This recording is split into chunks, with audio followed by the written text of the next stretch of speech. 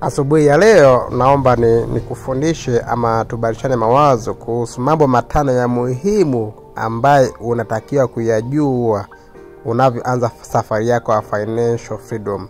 Kuna mambo makubwa matano ambayo kila mtu akiyafahamu basi unaweza kutoa kwenye hatua moja ya kiuchumi kwenda hatua nyingine ya kiuchumi, ambayo tunasema lengo kubwa ni kuweza kuachieve financial freedom. Lakini hakikisha baada ya kumaliza kuangalia video hii usisahau kubonyeza alama ya kengele ili usiwe unapitwa na masomo yetu ambayo yataendelea ama yanaendelea kutolewa katika jukwaa hili la Cash Flow Secret. Jambo la kwanza ambalo unahitajika kulifahamu unavyoelekea kwenye financial freedom ni jambo linaloitwa assets and liabilities. Kama mtu ambaye unawaza kwenda kwenye uhuru wa kifedha, lazima ufahamu nini maana ya assets na nini maana ya liabilities. Assets, ukifuatilia vitabu vingi vya Robert Kiyosaki, anakuambia assets puts money in your pocket. Assets ni kitu ambacho kinaweka pesa kwenye mfuko wako. Hiyo ndio assets. Assets ni kitu chochote ambacho kina uwezo wa kuweka pesa kwenye mfuko wako. Una biashara, hiyo ni assets. Una nyumba za kupangisha, hiyo ni assets. Una ng'ombe wa maziwa, unauza maziwa, hiyo ni assets. Una kuku wa mayai, unauza mayai, hiyo ni assets. Kwa hiyo tunapozungumzia assets, tunazungumzia ni kitu ambacho kina uwezo wa kuingiza pesa mfukoni mwako. Lakini tunapozungumzia liabilities ni kitu ambacho kinatoa pesa mfukoni mwako. Kitu ambacho kinatoa pesa mfukoni mwako. Mfano tunapozungumzia mtu nyumba ya kuishi, sio assets, ni liabilities. Una bodaboda, una pikipiki ya kutembelea, sio assets, ni liabilities. Una gari la kutembelea, sio asset, hiyo ni liabilities. Una mikopo ambayo haikuingizii pesa, hiyo sio assets, ni liabilities. Kwa kitu chochote ambacho unaona kinachukua pesa mfukoni mwako, hicho kinaitwa liabilities.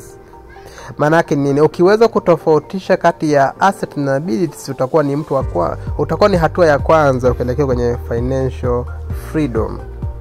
Kitu cha pili ambacho unahitaji pia kukijua katika uhuru wako kuelekea financial freedom ni how to invest. Unaweza vipi kuinvest? How to invest your money. How to invest in business. How to invest in real estate. Lazima ufuatilie elimu halisia ya kile ambacho unahitajika kwenda kuinvest.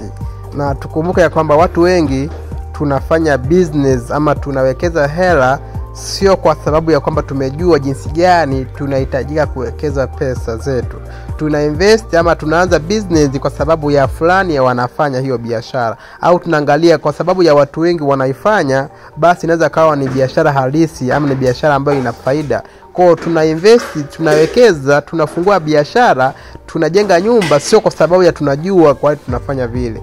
Tunafanya kwa sababu tunakopi kwa watu wengi. Lakini mtu ambaye anaenda kufuatilia financial freedom lazima ajue namna gani ana uwezo wa kuinvest pesa yake ili aweze kutengenezea faida kila siku. Lazima ujue how to invest.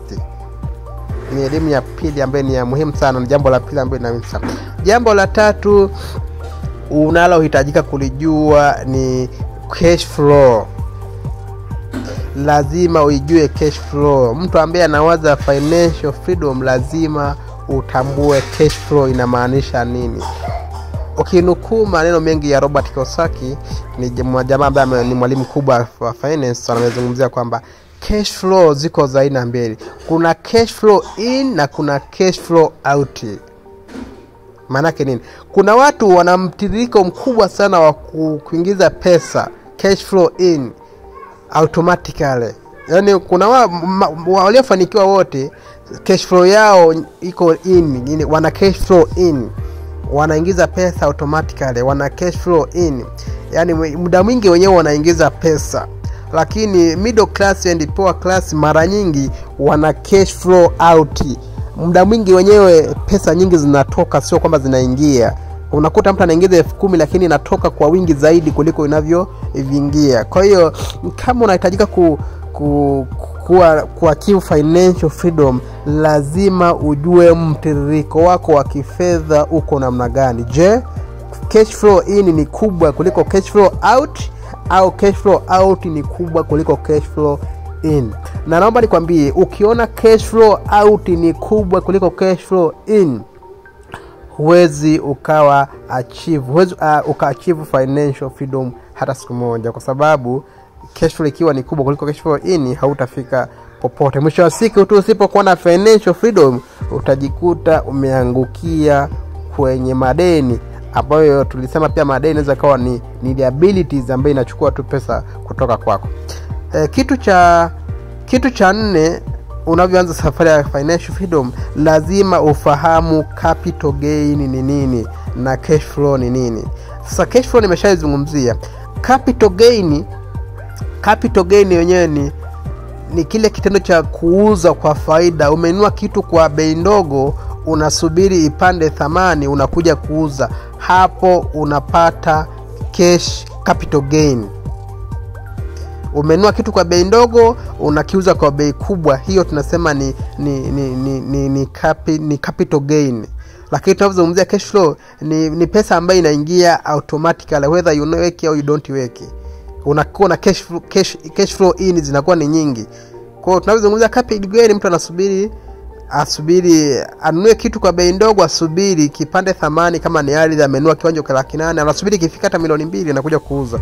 Hiyo tunasema ni capital gain. Na watu wengi sana kwenye utafutaji wapo kwenye capital gain. Wafanyabiashara wengi, small business, wapo kwenye capital gain. Wananunua vitu kwa bei ndogo, wanaviuza kwa bei kubwa. Wananunua vitu kwa bei ndogo, wanaviuza kwa bei ya faida. Hiyo tunasema ni capital gain. Lakini tunazungumzia cash flow, tunazungumzia ni pesa zinazoingia automatically whether you work or don't work.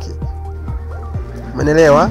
Kwa hiyo lazima ujue kutofautisha kati pesa zako zilipo capital gain au ni cash flow, au ni pesa zinazoingia automatically kwa mwendelezo, au ni pesa ambazo zinaingia kwa maendelezo. Na hasara capital gain, unaweza ukakinunua kitu sasa hivi ukaja kukiuza mwakani 2027 au 2030 ndio ukapata faida nzuri. Lakini tunazungumzia cash flow, inaingia kwa muda wote.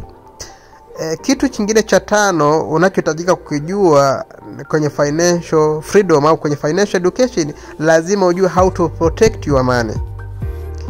Lazima ujue how to protect your money, kwa sababu kwenye hii dunia kuna wezi wengi sana wa pesa ambao wanatumia indirect way.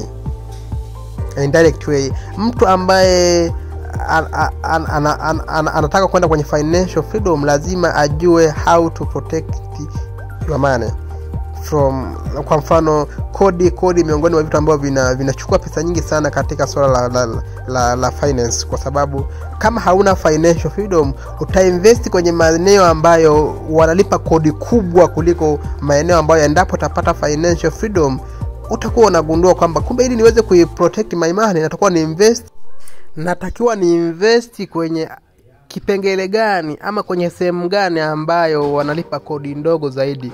Na ukisoma takuja kufundisha cash flow quadrants ambayo ilikuwa inaonyesha mtiririko wa njia gani ambazo zinaingiza pesa. Kwa hiyo utagundua kwamba watu ambao wana invest kwenye, ambao wanakaa sehemu ambao ni employee ama ni self employee, ni watu ambao wanalipa kodi kubwa kuliko ambao watu ambao wameinvest kwenye business owners na kwenye investors. Kwa hiyo lazima ujue how to protect your money ili uweze kuwa na financial freedom, kwa sababu hautafanikiwa kwa kupata pesa nyingi.